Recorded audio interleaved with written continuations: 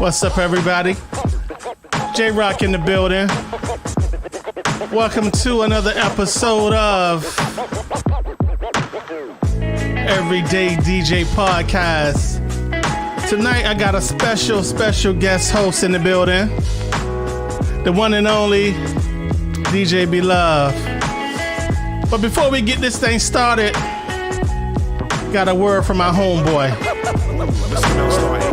Dangerous. I'm in the building. I'm checking out my main man, the Everyday DJ Podcast, with your host, DJ J-Rock. Y'all heard him? Ooh, Mr. Melstar, a.k.a. the most dangerous. I'm in the building. I'm checking out my main man, the Everyday DJ Podcast, with your host, DJ J-Rock. That's right. What's up? Welcome to another beautiful Tuesday. We got my lovely co-host, DJ Beloved. What's up, America? How y'all feeling? Hopefully with your fingers.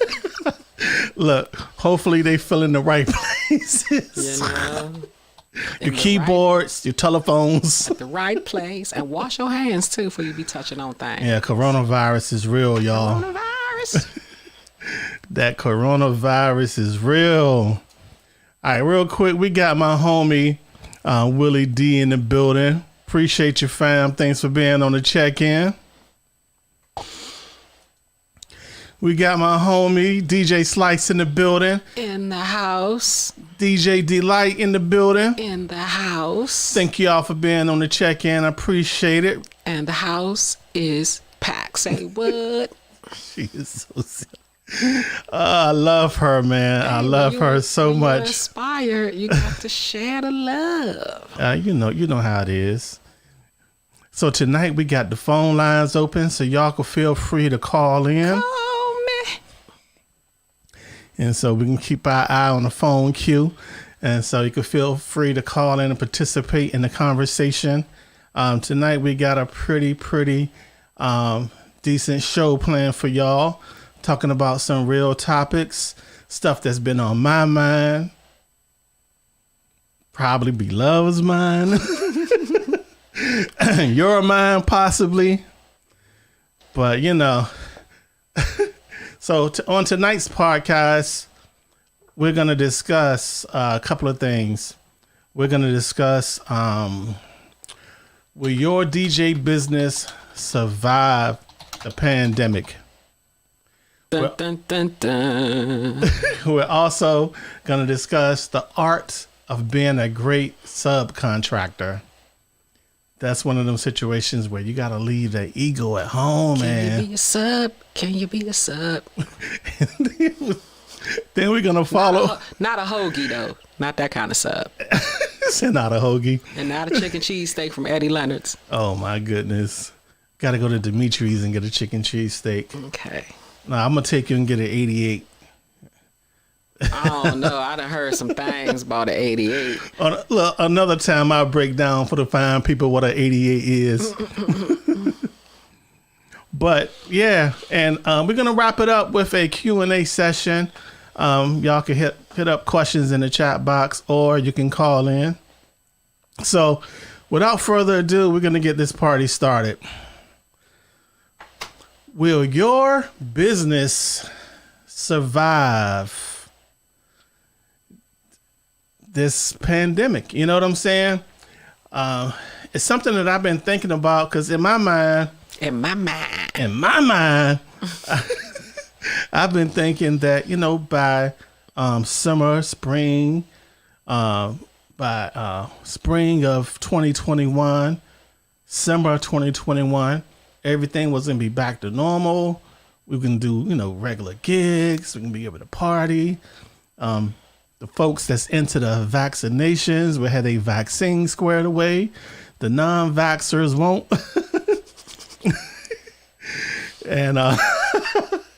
And down the line.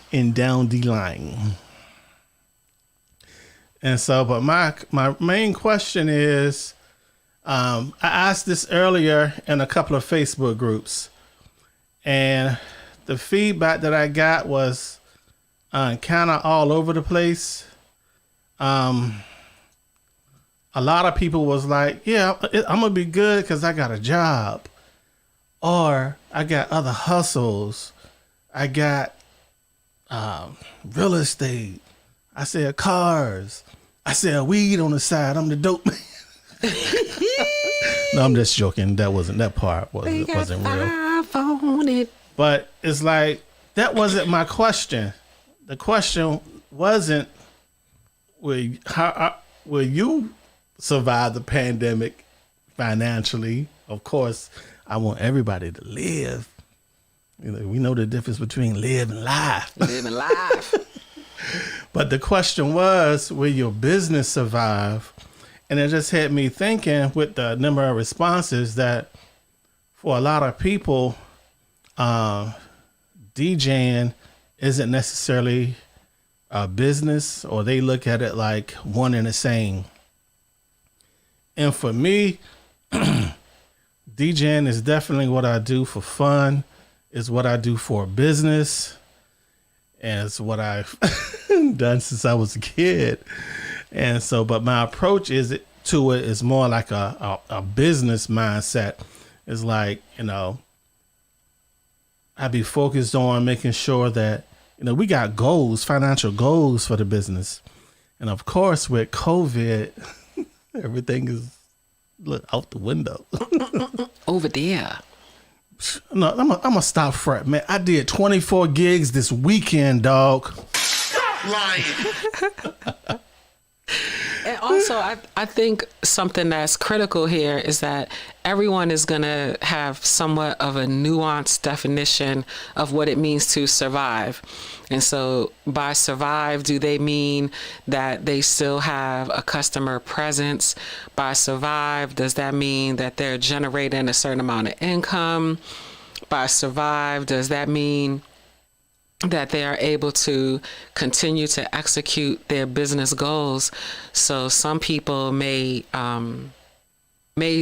have a different definition of what it means to survive. True. But, you know, but back to the question, it was like, one of the things I wanted to, you know, I've been thinking about is expenses. You know, with it being less gigs, it's less income. So, but for us, our monthly spend on business stays the same. You know, website hosting is still there. Dropbox is still there. Email is still there. You know, all of those things, you know, stay the same. And so, of course, you know, the big speaker system I want, I didn't go out and buy because I don't have big gigs right now to use big speakers. So we're not upgrading like that. What's your thoughts, B-Love?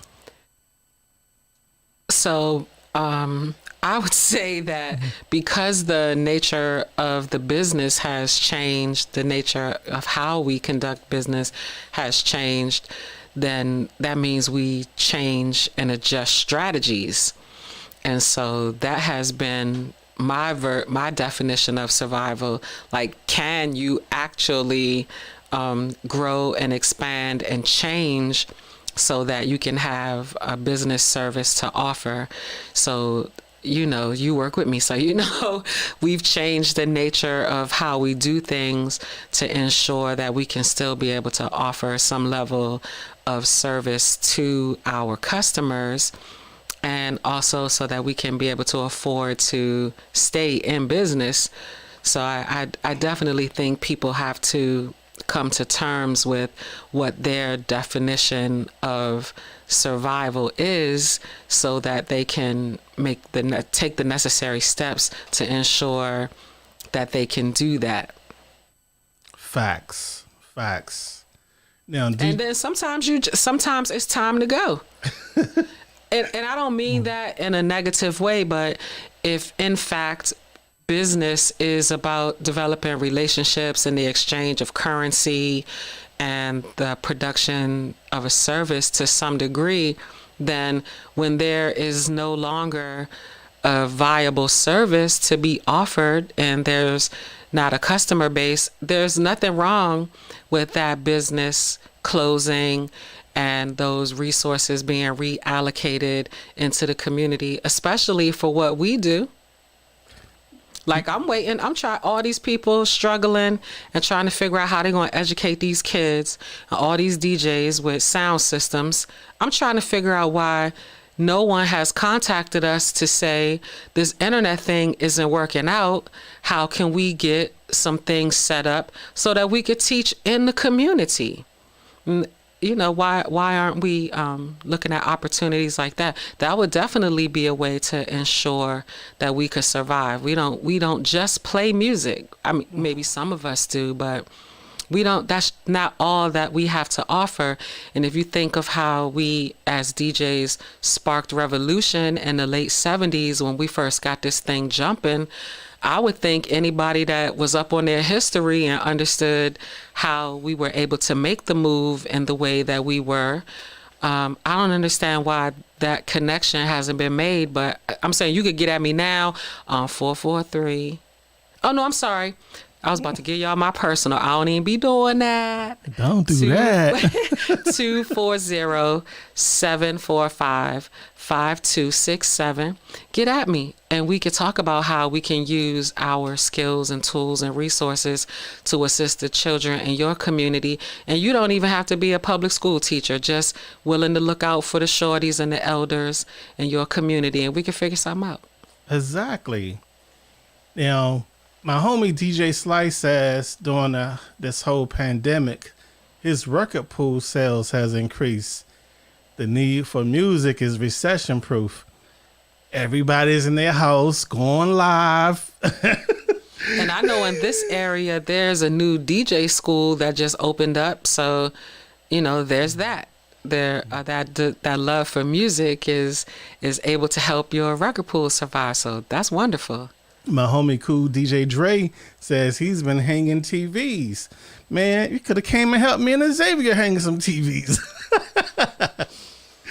Now, Trey Valentine says most DJs don't have a business. They are just gigging. And from what he's seeing, it's no strategy, no goals, etc. Yeah.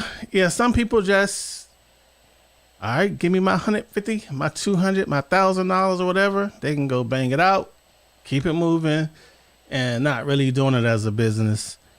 There might be a place for that for people that are just participating in the craft and not necessarily setting up as a business. We just got to, we got to be careful. Words have power and they have history. And somehow people seem to think that just because you say that you're set up as a business, that you're doing something correctly. So we have to be careful not to let the status quo terminology misguide us and have us misunderstanding what our true purpose is in this industry. There's a place for people that are gigging, just like there's a place for people who have businesses, because I have children and I have an interest in making sure that there's something left for not just them, but other people that are lovers of music and want to keep it going. That's part of the reason why we have a business, but it doesn't necessarily mean that everybody that is a DJ or spinning music has to be set up as a business. See, and that's the beauty about being a free thinker. You could do it the way you want, when you want, at the level that you want to do it, and not let the societal pressures, what is it? The collective consciousness. Mm-hmm. All DJs got to use Serato. It's the industry standard. You got to have uplights. You got to have. You don't need none of that. You do what you want to do. You deliver the business that you want to do it, as professional or not, as you want. Holla. Think about it. Now, we have a caller coming in. Oh, they done called me. They done called me. From, looks like Indianapolis. They done called me. They done called me. All right, let's bring them on. Do they got a dime? Caller, can you hear me? Make a phone call now. Yeah, I can hear you. How's it going? Who's calling in? This is DJ Be Quiet from Divine Sound Lighting out of Indianapolis, Indiana. Hey, how's it going, fellas and ladies? Hey, hey, hey. Things are cute. Cool. What you got on your mind, bro? Hey, I was sitting here listening to the what's the name when I had to call and just drop my 2 cents on it. I believe, like with most pandemics, this is probably the longest lasting that I know of in my time, and in my mother's father's time.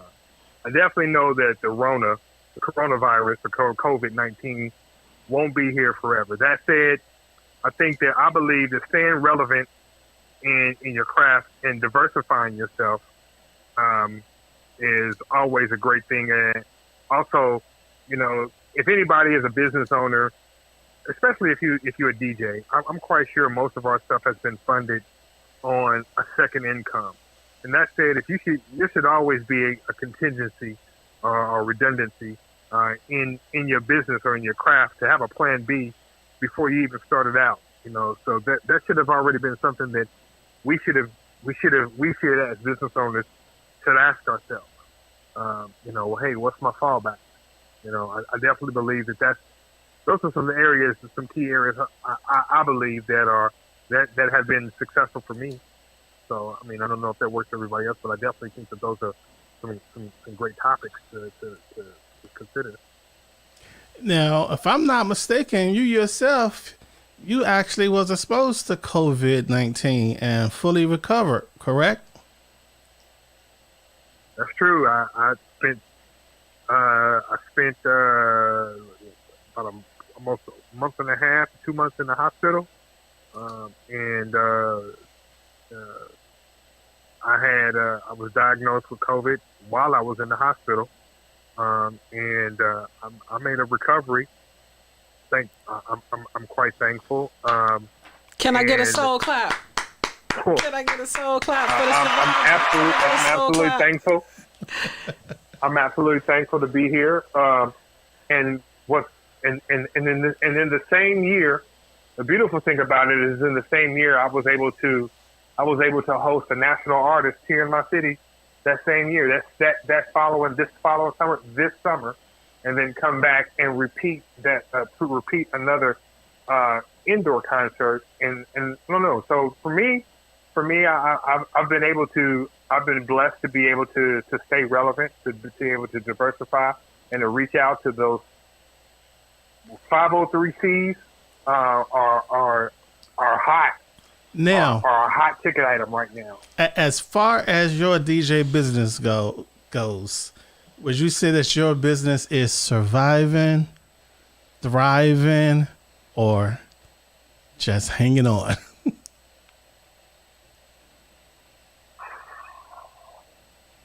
I am absolutely affected by, in my market, in my area, I'm absolutely affected by the pandemic. I'm absolutely affected. I definitely believe that I don't like to buy equipment to have it sit, and secondly, I don't like to have my equipment sit and just have to go out and pull maintenance on it more so than when I've used it.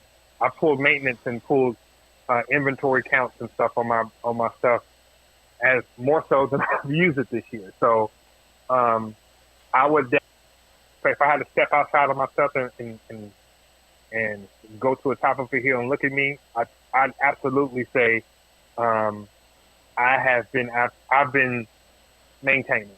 I've been in the status where I've just been maintaining, and I definitely believe it depends on your geography. Yeah. In areas where there is a bigger population, and not necessarily that, I definitely believe that it definitely has to deal with your geography, and because your geography can be California, or you could geography be ground zero for COVID, and there's different factors that weigh into that. I definitely think that where mandates aren't as bad as other places. Brother, I definitely want to say, keep your head up, keep pushing, stay tuned in, and we will definitely connect more. And for sure. I appreciate you, fam. Appreciate you. Thanks for having me. All right. Y'all shout out to my homie, DJ Be Quiet, Divine Sound and Lighting. Who survived the Rona. That sound good. And so the phone lines are open. Feel free to call in. Feel free to hit up the chat box. Now, I kind of touched on this a little, and that was to upgrade or not. We haven't been upgrading from the business standpoint, like all the stuff that's on our list to get to upgrade to do business. We built a personal DJ studio, which is more so kind of goes into what's a little further down on the bullets. But yeah, we've been holding off on major upgrades, and it's not fun. It's not fun. But at the end of the day, you want to spend your money in a way that's gonna, one, what I always say, beloved, it's going to make you some money, or two, you can create some awesome ass memories. True. Yeah. So as far as another thing that I've been thinking about is how will we move forward from this point forward? What if things don't get better? Is really no way to know. And so, to everybody tuned in, and to my folks that may catch this on demand, share your thoughts in the comments. What's your thoughts on how are you planning and preparing to move forward? Beloved, as it relates to some of the stuff that we do, what's been your thought, especially with the aspect of the community development and community projects that we've been doing? It's like, we've taken our Saturday get together virtual.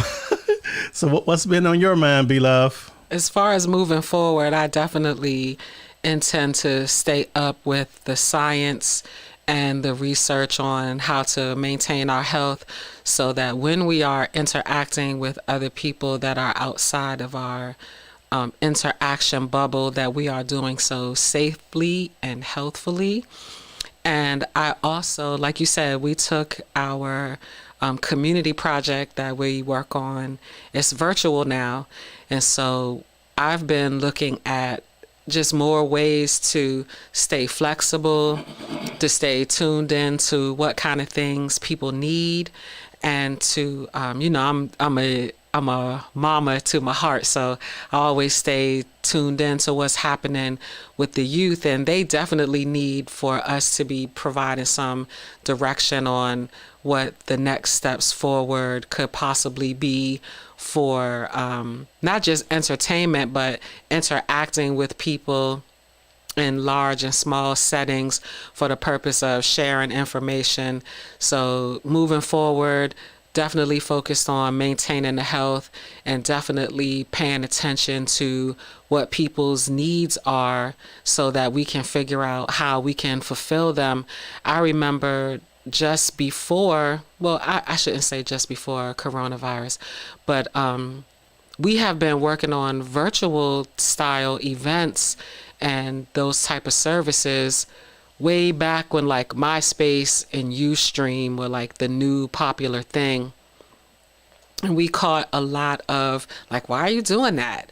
And so now it's not relevant. So now that we have a world situation where that is most certainly the order of the day, my goal is to continue to just, again, like I said, pay attention to what kind of things people need, pay attention to how things are being executed in the public domain, and making sure that we can stay flexible, making sure that we can stay able to maintain and build relationships.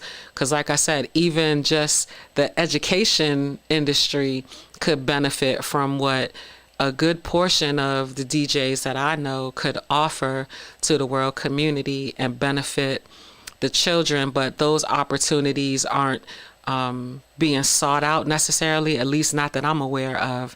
So moving forward, I'm going to be paying attention and staying flexible so that as problems problems need to be solved, that I can stay in a mindset and a ability to become one of those engineers to help solve that problem. Well, you know, I stay ready to bring the toys out, especially for community building, education, for the babies. Mm-hmm. I am with it. I am all about that. And so I guess moving forward, we're personally going to be looking just more ways to, like B-Love said, get involved with the community education aspect and connect with families who is having some, I guess, difficulties maneuvering in this whole cyber schooling situation. And I have it on good authority that the Green Cup Community Garden is going to be offering a performance space that can be used for the community. So those DJs that are willing to help define the terms and willing to put in the work to create the power base, you might want to make sure that you stay up with J-Rock and B-Love so that as these moves are being plotted and planned, that you can be a part of making schmoves with us. Exactly. We got another caller from Washington, D.C. They calling me. Caller, welcome to the podcast. Who do we have on the line? DJ Trey Pound. Trey Pound, what's up, fam? What's on your mind, bruh?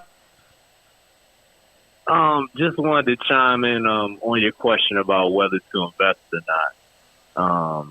Like during these times, whether to upgrade or hold off. And personally, I think it's one of those times it's a mixed bag depending on your situation. If you're fueled off of doing mobile events, I would say maybe hold off if you aren't really seeing that return in your investment. But if it's things that maybe you've had that, hey, I can let this go and somebody might buy it up right now and you just want to stay current with the new technology, I say go ahead, because if we're not able to go out and perform and use these things, now is a great time to get that bit of equipment you knew would take you a long time to maybe master and learn every feature of it, you got time on your hands. So I would say do it if you can, make it financially work for you. And what they say, one man's junk is another man's treasure. Indeed. Exactly. Because I've personally, I've seen a few things. I was like, normally I wouldn't have bought it. It wouldn't have made sense. So I'm like, I'm at home. I might as well get it, master it, see if I like it, don't like it, Yeah, Indeed. I feel you 100%. Just like right now, I'm looking at that Pioneer DJM S11, and I'm like, it got a lot of features, but I'm good though. I don't really don't need it.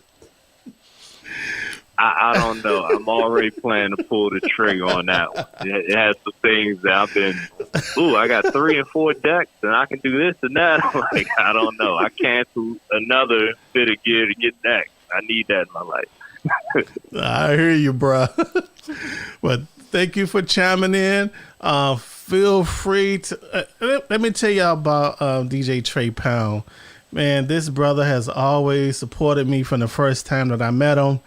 And I just really appreciate you calling in and showing love. And when this pandemic thing irons out, he's one of the folks that we would definitely be chopping it up with and doing real world type joints with. Mm-hmm. I appreciate you, bro. Well, I appreciate the both of you. I appreciate the both of you, and I'm watching from afar. So, much success. No doubt. Appreciate you, Thanks fam. for calling. All right, later on. Yeah, man, it's like he said, it might be a good time to grab some of them upgrades. My homie Willie D, coming in from YouTube, says the other side of that coin is if the prices are down from the pandemic, then upgrade. This is the problem that I have. Stuff that I want, the prices are up because of the tariffs. So I'm really, really holding off to see what Howie and Angela do when they get elected president and vice president of the United States. Green. Shout out to the Green Party. Now, with business being slower for some folks choosing to fall back. Now is as good of time as any to practice.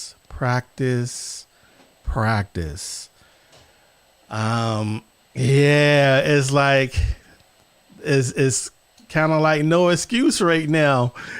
My favorite practice story, I remember being at the DJ Expo in Atlantic City, and I think this was my first time going to the DJ Expo as a DJ and not just, J-Rock side piece for the weekend.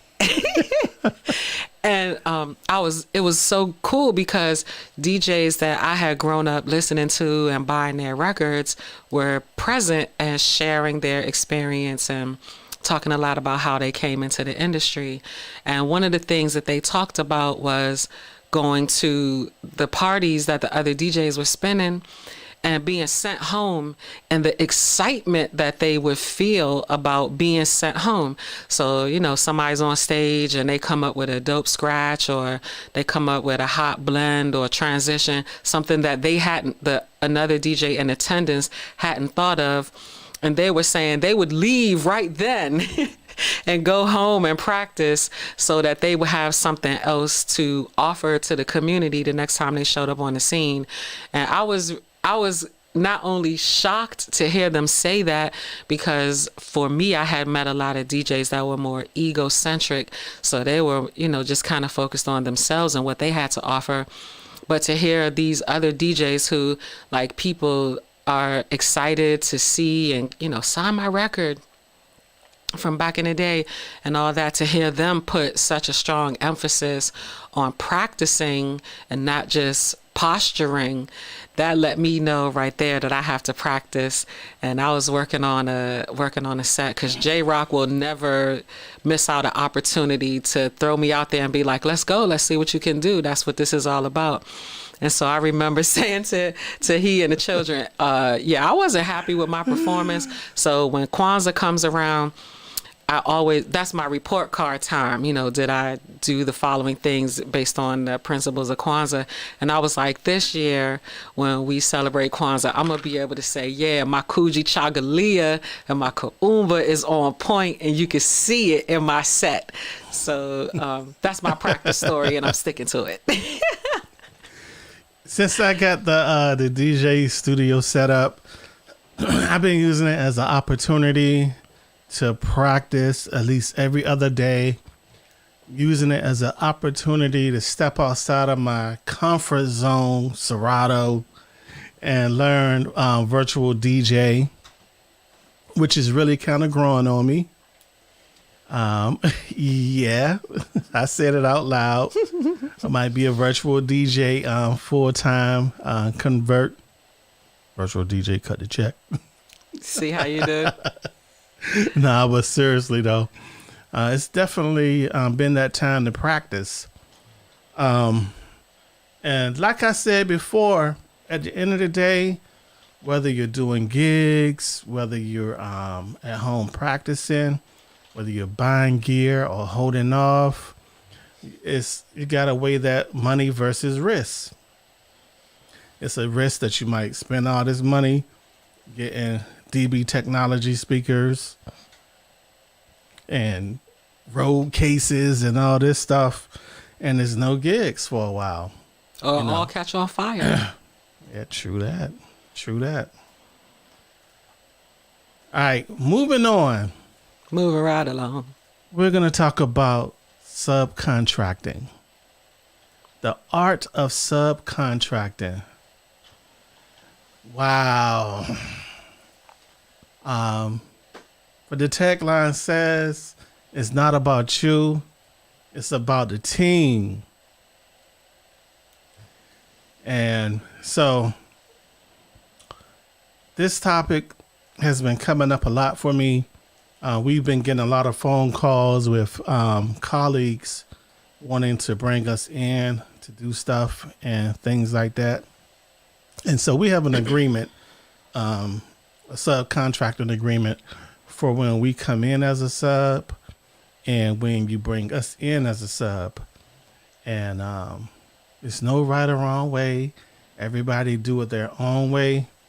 But for me, when I'm coming in as a subcontractor, or DJ Beloved goes in as a subcontractor, we check our egos at the door. You got to check your ego at the door, because it's not about you. At that point in time, you are representing the company whose name is on the contract. You're helping, for example, you're helping ABC Productions provide services to their client. So it's not about you. Their client might not even know that you're a subcontractor. And so subcontracting is one of those things that's not for everybody. If you're used to being the man or the woman and being your chest, oh, I did this, I did that, it might not be the move for you. Me personally, during this COVID, we've been brought in for a lot of virtual events to produce and stuff like that. And so you don't see it on my Facebook because it's not my gig. You don't see it on my website because it's on their website. You know, what's important to me is doing a great job for the company that hired us, that brought us in as a subcontractor. And so, like just last week, their client walked up, was like, "You guys are doing great. Everything looks good. The sound quality is amazing. We're going to call you next time." I said, "Yeah, that'd be awesome. Call such and such. They will set it up. They will facilitate it." it was her client. So call her. Right. And I'm currently a subcontractor in a different context. This time around, I'm working as a voter education instructor for some people that I hold in very high esteem. As I was sharing with another teacher, a project that we were working on, she was like, share those lesson plans with me. Can't do that. These things were created alongside of and on behalf of a particular place. And so they're not even finished yet. So I don't necessarily have the liberty to share those things with you. And in order to maintain the relationship and make sure that we can work together in the future, then I have to demonstrate the discretion that is required for them to complete their program. So I definitely agree with you. You have to know there's got to be some type of agreement, and you also have to understand what position you play. Even like I equate it to when I was a substitute teacher. Like I was there to fill in and conduct a particular set of lessons, but that wasn't my class. So I didn't necessarily have the liberty to make a bunch of changes and redesign things, but I was just there to maintain the flow and the structure of the day until the regularly scheduled instructor could return to the classroom to do what they need to do. So it's good to have an understanding of who you're working with and making sure that you're not doing anything to cause harm to the relationship or ending up misrepresenting the company that you're subcontracting for by not having a clear understanding of how things are supposed to work. Yeah, and like I said, it's not for everybody, It's not for everybody. And so to all my fellow DJs and production companies out there, I say this: know the people you're bringing in. Have the communication, have the conversation, the do's and the don'ts, what's expected, what's not expected. So that way, at the end of the event, at the end of the day, the working relationship, everybody feel good about it. Everybody feel good about the deliverables. Everybody feels freaking great about the job that was done. And there's no hard feelings. Yeah, borrow an ideology from the great ancestor Kwame Ture. Make sure that you are not ashamed of the fact that you're collaborating. Some people feel that it is slight to them if they have to call in for reinforcements in one capacity or another. So don't be ashamed to collaborate. Don't be ashamed to organize. Make sure that you define the terms of the agreement. Take care of each other during the process. And create a power base so that the two of you can continue to work and the community can continue to be served. Facts.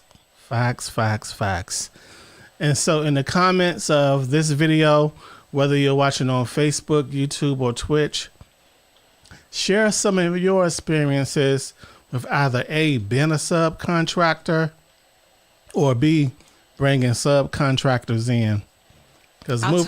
I will tell you one of my favorite subcontractor experiences. We subbed for another DJ, and we were asked to play. It's like a private party at the house. And so the family ended up being split. So one side of the family really liked who we were subbing for, and the other side of the family really liked us.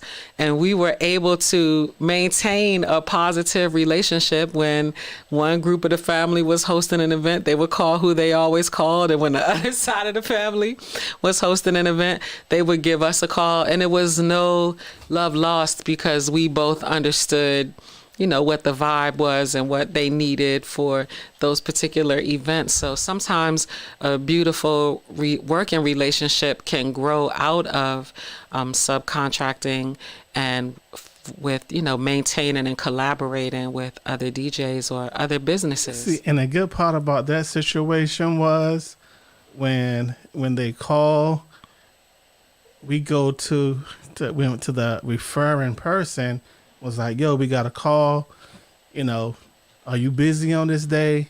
They want us, but this is quote unquote your client. And so they was like, oh, but they called, yeah. So you calling me? They was really surprised that I called them to say, yo, these people called, and gave them, the opportunity to say, yeah, go ahead and do it, or I'm free, I'm gonna do it.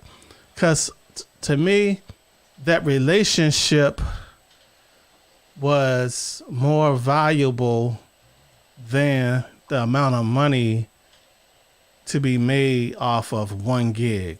You know what I'm saying? Or 2 gigs or whatever. You can't put a price on that relationship.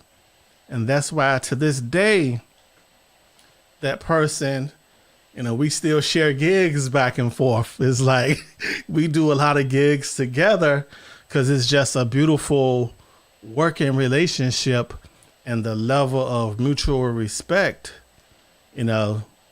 is there and has been maintained over the years. And so on the flip side, there's been times where we've brought in people to be a subcontractor, and B-Love and I look at each other and like, okay, we're going to take them off the list. How about the one time that we shared an event, and the person that we asked to work on our behalf got tore down drunk at the event. Like there are like 5 or 6 glasses from drinks stacked up around the DJ set, and speech was slurred, and gave like a damn near a dissertation at the end of the night. And because... so it was funny. This gig was in Northern Virginia, and the client called the next day, was like, the music was good, but next time if y'all can't do it, I'm just gonna pick a different date. I was like, oh. Yeah, it was pretty bad. So I definitely think, like what you said, know who you're sending out to the various events. And then, maybe sometimes we think that because we had a big mama with a wooden spoon, or was nice with the dish rag and to tear them legs up if you jump out of pocket, all of us didn't. And so it's good to be able to have those conversations with people about what the expectations are, and pay attention to how people just operate in general, so that way you don't have those little snafus. Because they say, in my mind, the person is a dope DJ. Dope as in great DJ. But some people say, it's not all about skill. You got to have that business sense to go with it. So make sure you're sending out folks that got that. Or have that, be willing to have that conversation, so that way there's no gray area about, how you want to be represented if somebody's going to tag you out. Don't you make me look bad in this motherfucker now. Don't you make... If you do, you won't never get another chance. No, y'all don't know B-Love, man. Shoosh. Yeah, you get on B-Love list, I don't care. Whew, man. Is on my list. How you do anything is how you do everything, dog. And I won't be mad at you. I just, we won't work together in that capacity. If you demonstrate that you're not able to, get that 3-point shot in, then I'm not going to pass you the ball. Hey, B-Love, See it and shoot. You gotta See it, You gotta then see it and shoot. Take the shot. Take the shot. Oh yeah. Oh man, those were the days, right? All right. Next week is election week. Every time I go live, every time I do a podcast, whether it's in the midterms, be heard. Every vote counts. It doesn't matter who you vote for. Well, actually, it does. Hopefully, you would do some damn research. Oh, please. And just don't vote down the party lines. Vote Democrat because you're a Democrat. Vote Republican because you're a Republican. Vote independent because you're independent. Look at the candidates. Look at their track records, their experience. And please, I would encourage you to know what the job description of the various elected officials, what is expected of the office, how they do or do not influence policy, what is the actual nature of that position, because sometimes we're expecting elected officials to do things that are for the people to do, and sometimes we are not holding them accountable after the election. So choose someone that you feel is going to adhere to the job description that they are being elected to. And I would guarantee you just a slight bit of research would have you to be informed enough to make a quality decision for you to know who to hold accountable for what. Facts. And I want to take this opportunity and say, if you want to sponsor the Everyday DJ podcast, feel free to drop me an email, a fax, some Morse code, and your logo could be here. Let's talk today. Now's a good time to purchase some life insurance. So if you sell life insurance, hit me up. I want to help you insure my fellow Africans and white folk. All right. Now we're getting to the end here. We're at the open mic Q&A. The phone lines are open. So if you got anything you want to call in and talk about, you got something on your chest you want to get it off, feel free to call in. Also, put it in the comment box. We're live on Twitch, YouTube, and Facebook. And yeah. So the open mic Q&A is something that we're going to do probably at the end of every podcast, time permitting. Because I get a lot of emails through the week, a lot of inbox messages with people wanting help with everything from Serato to controllers to live streaming. And I tell people this, this is what I do for a living. Go to the website and schedule a consult. Out of, we'll say, 20 people that might ask for help, soon as I say schedule to consult, probably one person Oh boy. might follow up. And so it's like, right now, with the pandemic and everything, we've broadened our services spectrum to include the consulting about DJ systems and lighting and video systems and all that good stuff. It took me a long time to learn it, be researching and studying and learning everything. And so Money, earning, concerning. See, y'all be teaching and learning. Did y'all know that Be Love used to be in a go-go band? She was a drummer in a go-go band. Yeah, in the all-girl go-go band. Back in my PG County days. Did y'all know when we used to run a recording studio that Be Love would be hopping in the booth, getting on some hooks? Yeah, I did. Don't tell anyone, though. Shh, keep that quiet. Yeah, my homie Willie D from YouTube asked the question, what made us switch to virtual DJ? All right, so this is the skinny. We have not officially switched to virtual DJ.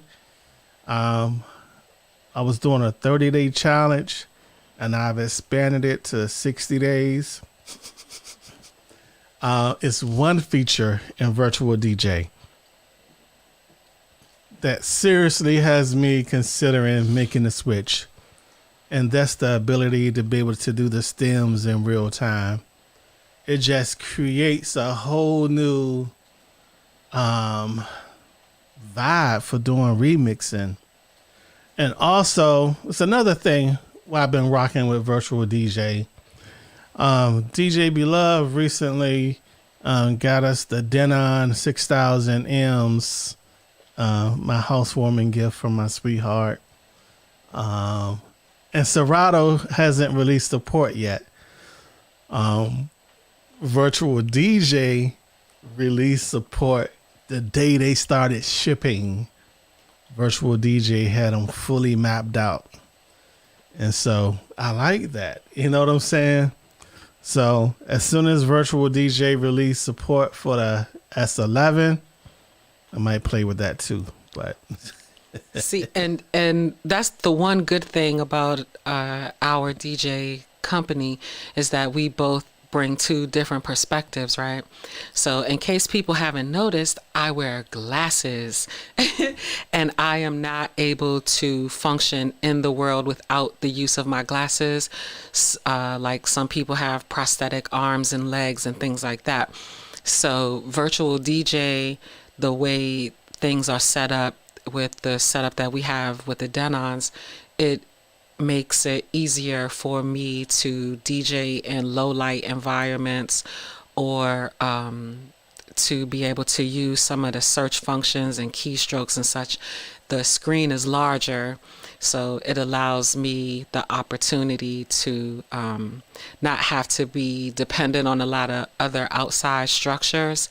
And outside of my commitment to my Pan-African ideology and my African people throughout the diaspora, when it comes to technology, I'm going to use whatever tool is best suited. And J-Rock has a lot of tools around here. So like when I first started DJing, we were using a 4-track. And then by the time I got good at that, then we had the NS7, right? NS7 too. NS7 too. And then the NS7 III has some different features. It wasn't just another lowercase I on the end of that icon. There were some other features, so we wanted to use those. And then we got some turntables, and then we got some reins. And as I was complaining about my knowledge base having to expand this way, he was like, "Oh, you so cute that you think that everywhere you go and DJ, they're going to have the same equipment that you got in your house." And so you're going to have to be able to protect your DJ name by being able to get on the set and get funky with what's in ever they got. It could be broken. It could just be one turntable.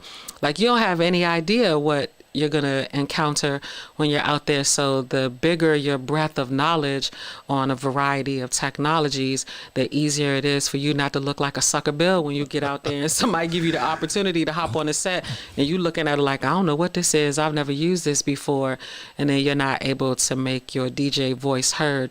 So while people might, holler out they on team this, team that, I'm just on team use the tool that's appropriate for the environment in which I find myself, so that I don't have to be out there like a Bama or a sucker bill.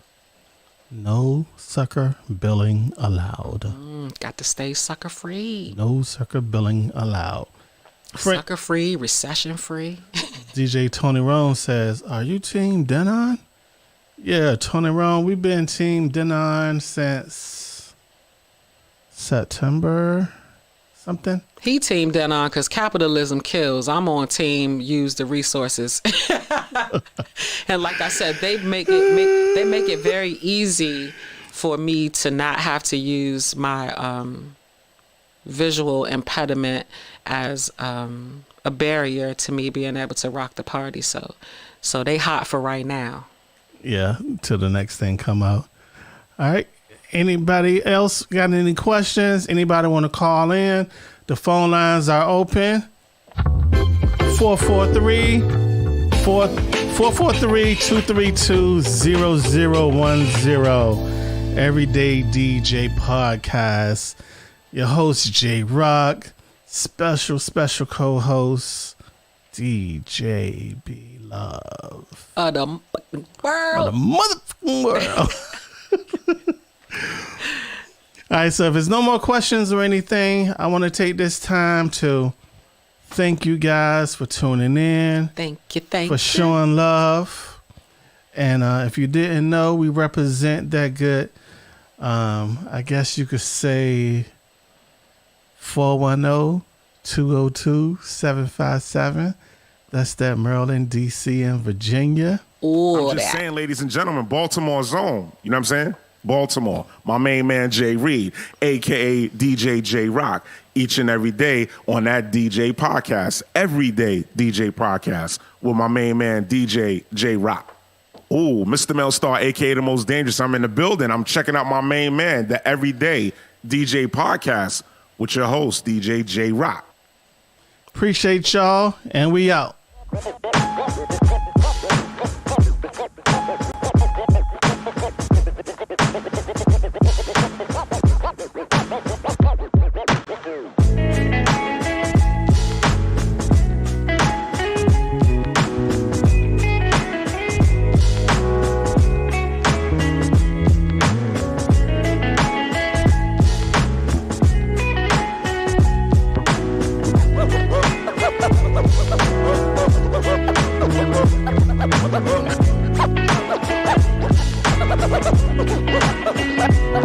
Well,